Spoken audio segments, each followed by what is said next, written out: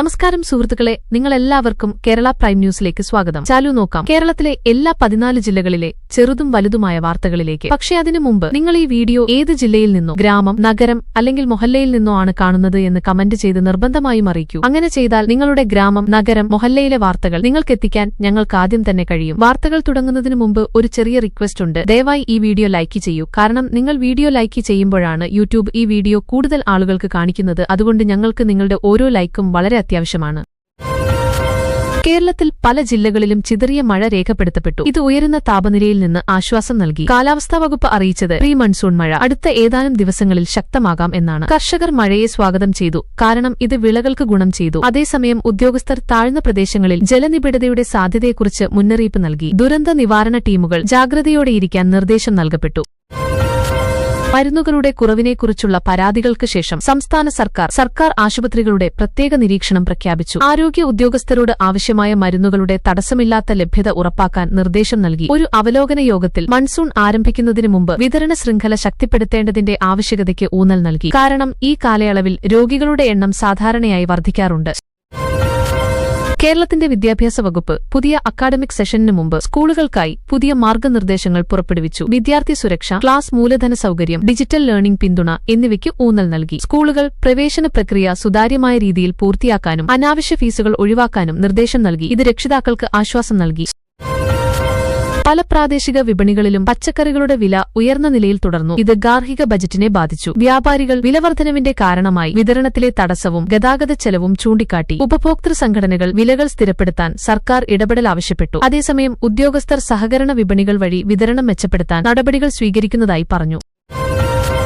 കേരളത്തിന്റെ ടൂറിസം മേഖലയിൽ അവധിക്കാലത്ത് ആഭ്യന്തര ടൂറിസ്റ്റുകളുടെ എണ്ണത്തിൽ തുടർച്ചയായ വർധനവ് രേഖപ്പെടുത്തി. ഹോട്ടലുകളിലും ഹോം സ്റ്റേകളിലും ഉയർന്ന ഓക്യുപ്പൻസി രേഖപ്പെടുത്തി. ടൂറിസം പ്രവർത്തകർ ആശാവാദം പ്രകടിപ്പിച്ചുകൊണ്ട് മികച്ച കണക്ടിവിറ്റിയും പ്രചാരണ പരിപാടികളും മൂലം സമീപകാല മാന്ദ്യത്തിനു ശേഷം മേഖലയുടെ ശക്തമായ വീണ്ടെടുപ്പ് നടക്കുന്നതായി പറഞ്ഞു.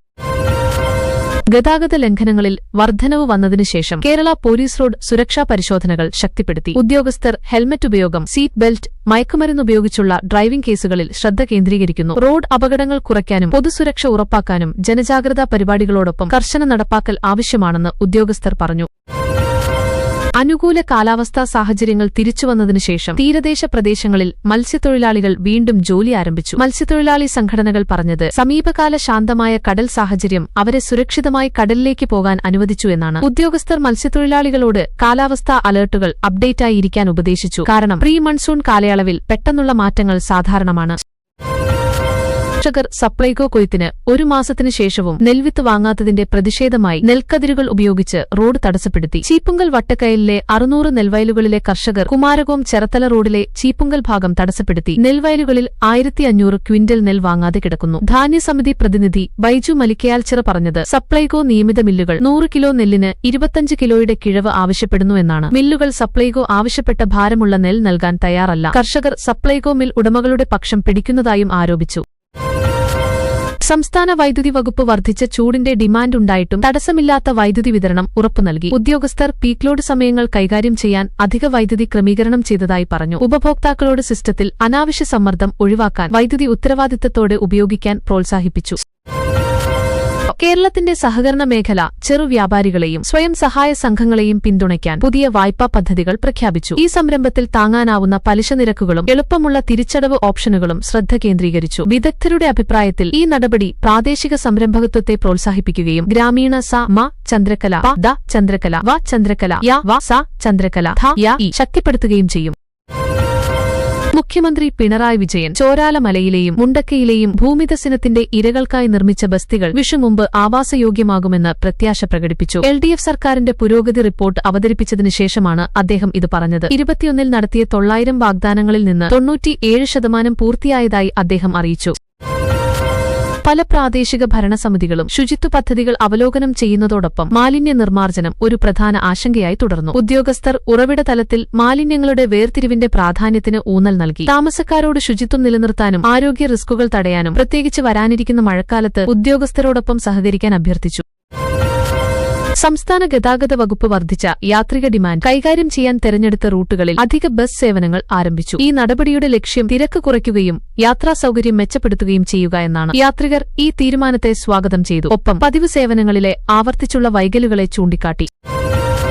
കേരളത്തിന്റെ കൃഷിവകുപ്പ് കർഷകരോട് വരാനിരിക്കുന്ന സീസണൽ വിളകൾക്കായി നിലം തയ്യാറാക്കാൻ ഉപദേശിച്ചു. വിദഗ്ധർ മണ്ണ് പരിശോധനയും സമയോചിതമായ ജൈവവളങ്ങളുടെ ഉപയോഗവും ശുപാർശ ചെയ്തു. ഉദ്യോഗസ്ഥർ ആദ്യകാല തയ്യാറെടുപ്പ് കർഷകരെ ഉൽപാദനം വർദ്ധിപ്പിക്കാനും അനിശ്ചിത കാലാവസ്ഥ മൂലമുള്ള നഷ്ടം കുറയ്ക്കാനും സഹായിക്കുമെന്ന് ഊന്നിപ്പറഞ്ഞു.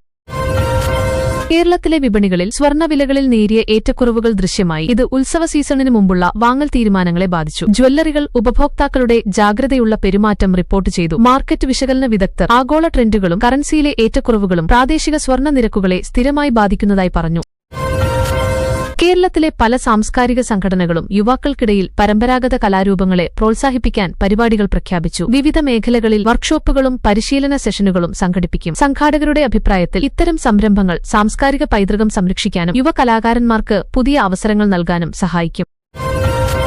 സംസ്ഥാന ജല അതോറിറ്റി ജലനിരപ്പിലെ പതുക്കെയുള്ള മാറ്റങ്ങൾ ദൃശ്യമാകുന്നതിന് പ്രധാന ജലാശയങ്ങളുടെ പരിശോധന ആരംഭിച്ചു. ഉദ്യോഗസ്ഥർ നിലവിലെ സംഭരണം നിലവിൽ മതിയായതാണെന്ന് പറഞ്ഞു. എന്നാൽ സംരക്ഷണത്തിന്റെ പ്രാധാന്യത്തിന് ഊന്നൽ നൽകി. പൊതുജനങ്ങളോട് ദുരുപയോഗം ഒഴിവാക്കാനും ജലസംരക്ഷണ മാർഗങ്ങൾ സ്വീകരിക്കാനും അഭ്യർത്ഥിച്ചു.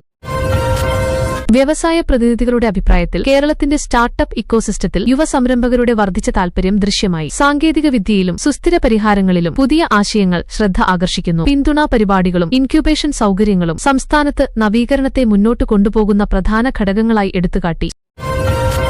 അവധിക്കാലത്ത് തിരക്ക് വർദ്ധിച്ചതിനുശേഷം പൊതുസ്ഥലങ്ങളിലെ സുരക്ഷാ ക്രമീകരണങ്ങൾ അവലോകനം ചെയ്യപ്പെട്ടു. പോലീസ് ഉദ്യോഗസ്ഥർ സംവേദനശീല മേഖലകളിൽ അധിക ജീവനക്കാരെ വിന്യസിച്ചതായി പറഞ്ഞു. പൊതുജനങ്ങളോട് സുരക്ഷാ പരിശോധനകളിൽ സഹകരിക്കാനും ഏതെങ്കിലും സംശയാസ്പദ പ്രവർത്തനങ്ങൾ റിപ്പോർട്ട് ചെയ്യാനും ഉപദേശിച്ചു.